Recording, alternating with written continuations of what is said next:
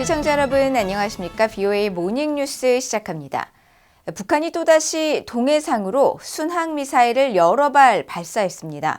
올해 들어 5번째 순항미사일 발사로 비슷한 방식의 도발을 이어가는 양상인데 북한이 러시아로의 무기 판매를 염두에 뒀다는 분석과 함께 국회의원 총선거를 앞둔 한국에 긴장 고조의 책임을 넘겨 남남 갈등을 일으키려는 것이라는 분석이 나왔습니다.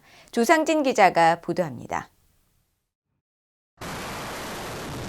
한국합동참모본부는 14일 오전 9시쯤 강원도 원산 동북방 해상에서 순항미사일 수발을 포착했으며 한미 정보당국이 정밀 분석 중이라고 밝혔습니다.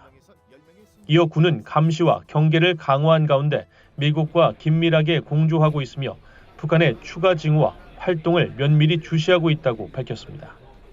통상 순항미사일은 팔자나 타원 궤도를 형성하면서 다양한 방향으로 비행이 가능한데 이번 미사일은 팔자 궤도를 그린 것은 아닌 것으로 알려졌다고 연합뉴스 등 한국 언론들이 보도했습니다.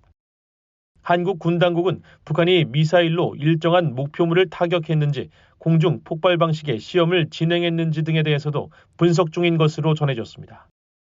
한국의 전문가들은 북한이 올해 들어 벌써 5번째 순항미사일을 발사한 것은 북한이 단순한 무기 시험을 넘어 우크라이나와 대규모 물량전 양상으로 전쟁을 치르고 있는 러시아에 대한 무기 판매를 염두에 둔 행보로 진단했습니다.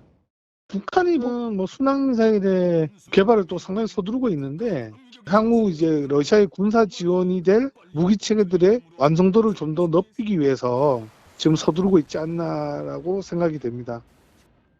북한의 김정은 국무위원장이 한국을 교전 중인 적대국 관계로 규정한 이후 북한이 이딴 순항미사일 발사를 통해 군사적 긴장을 높이는 것은 책임 소재가 불분명한 이른바 회색지대 도발이며 특히 오는 4월 총선거를 앞둔 한국에 긴장을 고조시키고 그 책임을 한국 정부에 떠넘겨 남남 갈등을 일으키려는 의도가 있다는 분석도 나옵니다. 교전 관계로 전환한 상태에서 한반도의 군사적 긴장을 끌어올리고 군사적 피로감은 끌어올리지만 그러나 명백한 북한의 개척 사유가 발생하지는 않는 형태의 도발을 하고 있다. 군사적 긴장감과 피로감의 원인이 윤석열 정부에게 있다라는 국론 분열, 남남 갈등을 유도하는 형태의 군사적 긴장을 하고 있다. 이렇게 볼 수 있죠. 순항미사일은 원거리 표적의 대량 파괴를 위한 탄도미사일에 비해 느리고 폭발력이 떨어지며 유엔 안보리 대북제재결의 위반에서도 벗어나 있습니다.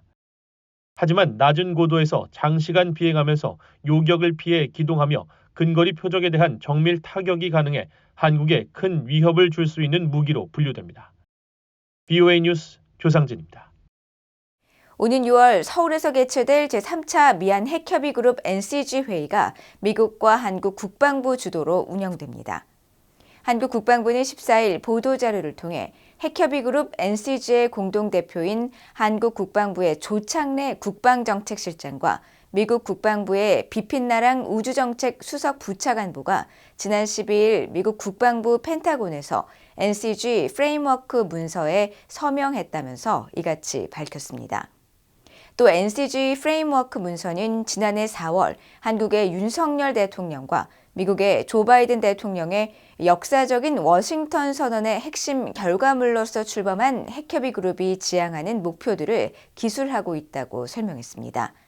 핵협의 그룹 NCG는 북한의 핵 위협에 대한 공동의 핵 및 전략 기획을 통해 확장 억제를 강화하기 위한 능력을 보장하는 지속적인 양자 간 협의체입니다. 노르웨이 군 정보당국이 북한의 지속적인 핵능력 개발을 지적하면서 특히 중단거리 미사일에 적합한 소형 핵탄두를 보유했을 가능성이 크다고 평가했습니다. 노르웨이 군 정보국은 최근 발표한 2024 안보위협 평가 보고서에서 북한이 핵능력 개발에 우려를 나타내면서 이같이 평가하고 북한이 추가 탄두의 단계적 배치를 위해 새 핵실험을 실시할 가능성도 있다고 전망했습니다. 또 북한은 미국과 한국에 대한 핵 보복 능력 확보를 체제 생존을 위한 필수적 보장으로 여긴다면서 다탄두 탑재가 가능한 대륙간 탄도미사일 ICBM 프로그램 역량 향상을 추구하고 있다고 분석했습니다. 보고서는 또 우크라이나 전쟁이 3년째에 접어든 올해 러시아가 북한 등 동맹국으로부터 지원받은 군수품으로 우위를 점할 가능성이 있다고 평가하면서 북한과 러시아, 이란이 군사 응용 분야에서도 상당한 전문성을 확보한 만큼 큰 우려의 대상이라고 지적했습니다. 한국과 중남미 공산주의 국가로 북한과 수교국인 쿠바가 양국 간의 대사급 외교관계 수립에 합의했습니다. 한국 외교부는 14일 보도자료를 통해 미국 뉴욕에서 양국 주 유엔 대표부 간 외교 공한 교환을 통해 양국 간 대사급 외교관계 수립에 합의했다고 밝히고 중남미 카리브 지역 국가 중 유일한 미수교국인 쿠바와의 외교관계 수립은 한국의 대중남미 외교 강화를 위한 중요한 전환점으로 글로벌 중추 국가로서 외교 지평을 더욱 확장하는 데 기여할 것으로 기대한다고 설명했습니다. 또 한 쿠바 수교는 양국 간 경제협력 확대 및 기업 진출 지원을 위한 제도적 기반을 마련함으로써 양국 간 실질 협력 확대에 기여할 것으로 예상되며 향후 쿠바 정부와 상호 상주 공간 개설 등 수교 후속 조치를 적극 협의해 나갈 예정이라고 밝혔습니다. 쿠바는 한국의 193번째 수교국이며 유엔 회원국 중 남은 한국과의 미수교국은 시리아뿐이라고 한국 외교부는 설명했습니다. 북한이 최근 새로운 노동자 집단을 해외로 파견했다고 줄리 터너 미국 국무부 북한 인권특사가 밝혔습니다. 한국 방문에 앞서 일본 도쿄를 방문 중인 터너 특사는 14일 기자들과 만나 북한이 신종 코로나 바이러스 대유행에 따른 국경 통제를 완화해 해외에 있던 북한 국적자들이 돌아오면서 다시 새롭게 노동자들을 내보내고 있는 것으로 보인다고 말했다고 블룸버그 통신 등 언론들이 보도했습니다. 보도에 따르면 터너 특사는 또 북한이 주민들에 대한 단속을 강화하면서 인권 탄압도 더욱 심해졌다고 지적하고 신종 코로나 바이러스가 북한 정권으로 하여금 내부 통제의 많은 부분을 강화하도록 했으며 우리가 목격한 것은 북한 내 인권 상황이 나빠졌다는 것이라고 말했습니다. 북한의 외화벌이 조직이 불법 도박 사이트를 제작해 한국의 사이버 범죄 조직에 팔아넘긴 것이 적발됐다고 한국 국가정보원이 밝혔습니다. 국정원은 14일 보도자료를 통해 중국 단둥에서 활동하는 경흥정보기술교류사 조직원 신원과 사이트 개발 및 판매, 운영 실태를 파악하고 관련 사진과 영상 등을 입수했다면서 이같이 밝혔습니다.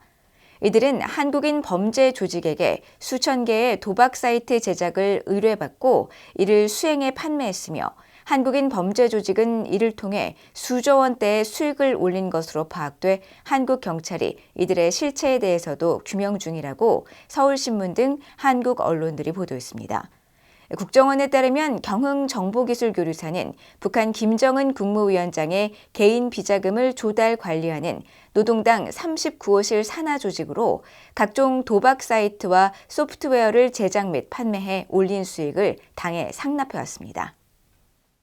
이상으로 BOA 모닝뉴스를 모두 마칩니다. 시청해주신 여러분 고맙습니다.